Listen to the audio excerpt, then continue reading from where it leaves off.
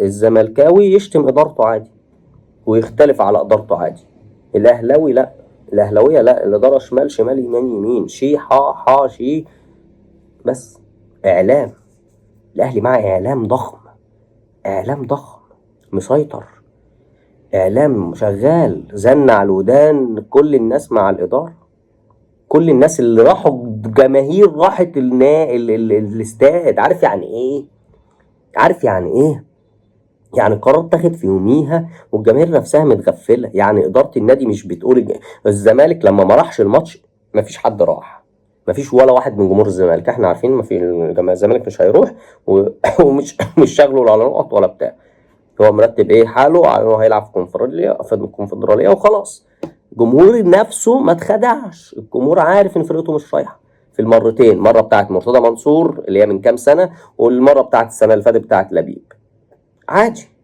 لكن المره دي جمهور الاهلي راح، وده اللي خلى الشكل فضيحه. ايه ده، فرقه ما جاتش، جمهور اهو، جمهور اهو، وعمال يشجع ويطبل ويهيص، ونفس الجمهور تاني يوم ايوه لينا حق وما يروحوش. ده اذا كانت انت نفسك رحت. ده فرق كبير في عقليه، فرق كبير في ايديولوجيه بين جمهور وجمهور، بين جمهور وجمهور. هل كل جمهور الاهلي كده؟ لا، في كتير عارفين اللي فيها. لكن حالا الرهان كان على ايه؟ ان الاهلي برضو كلمته اللي هتمشي في الاخر، وانا كسبت الرهان ان الاهلي كلمته مشيت في الاخر وما تطبقش عليه اللوائح. لولا خوف من الاتحاد الدولي الماتش كان هيتعاد. ما هو فكره ان الماتش يتعاد، الزمالك وبيراميدز هياخدوا بعضهم كده ويروحوا للاتحاد الدولي يقولوا للاتحاد المصري ده روح لم شنطك كل واحد يروح على بيته، مفيش اتحاد مصري.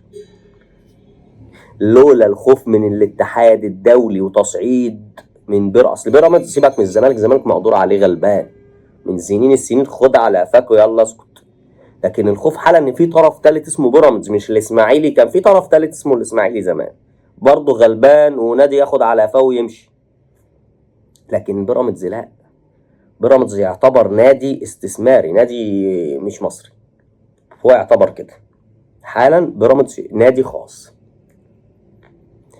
ادارته بتصرف من جيبها، معاه فلوس، فمفيش حاجه اسمها اصل بلدي ومش هي تليفونات تشتغل، انت هتهجص، هتوقف لنا الكوره، ده استثمار، ده دوله، ده سياسه، ده جمهور ملهي فيها، ده مفيش الكلام ده.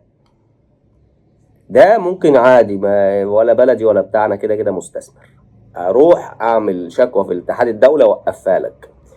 فكلمه بيراميدز حالا اتقل من كلمه الزمالك. القصه مش في الجمهور، قصه مش في الجمهور. اداره الزمالك بتليفونها تاخد على قفاها وتجيب ورا بتليفون، لكن بيراميدز لا، بيراميدز لا، بيراميدز مش هياخد على قفاه ويجيب ورا. ولذلك لولا ان بيراميدز بينافس كان الماتش اتعاد، وانا براهن لولا ان بيراميدز هو الطرف المستفيد كان الماتش اتعاد، كان هيتعاد. اللي يخلي ناس ترجع وتغير وما تطبقش اللوائح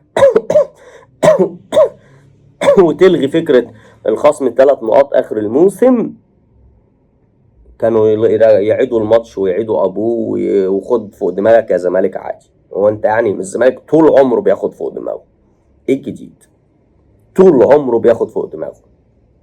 مش الزمالك بس، عشان برضو ما تفكرش ان انا بقى ايه بهزق الزمالك، لا لا لا لا، اي نادي في مصر بياخد فوق دماغه. جالك طرف يعتبر مش مصري، نص مصري، لعيبه مصريه، بس الاداره او صاحب النادي او المستثمر مش مصري، ففي شغل. فهنا في طرف ثالث ممكن ما تسيطرش عليه، ما تعرفش تسيطر، ما تعرفش بالتليفون تقول له بقول لك ايه لم نفسك، لم نفسك، مفيش. ممكن يفلت منك ويروح يعمل ويروح يدخل بقى الايه الاتحاد الدولي. ادي النقط. هل بقى زيزو زيزو كان مهم قوي للاهلي؟ لا، ولا مهم ولا حاجه.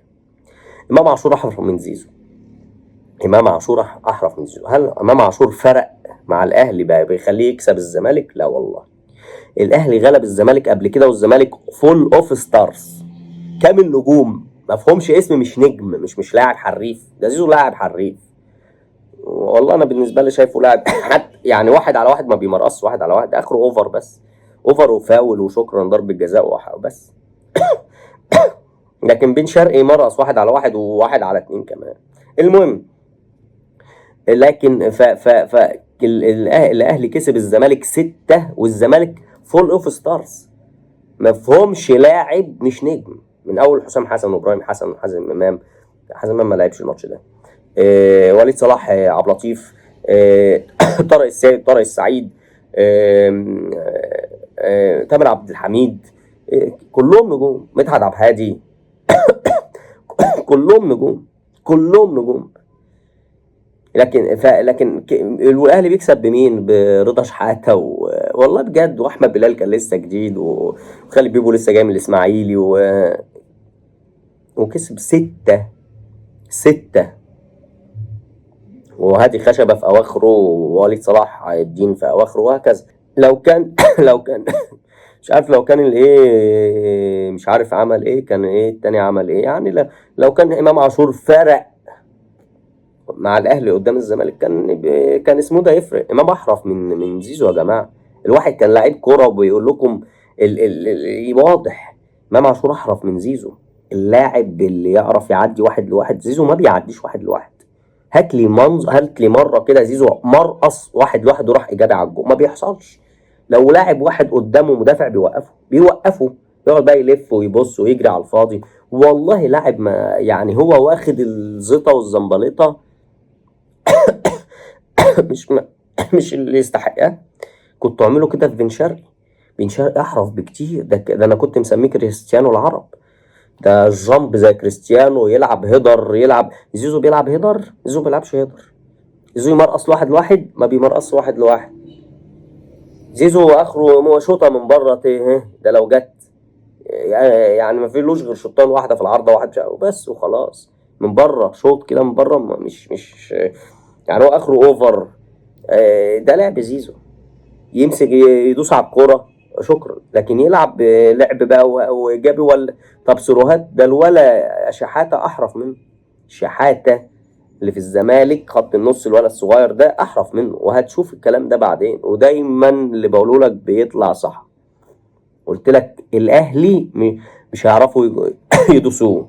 الاهلي فوق الاهلي واصل ونفوذه كبير.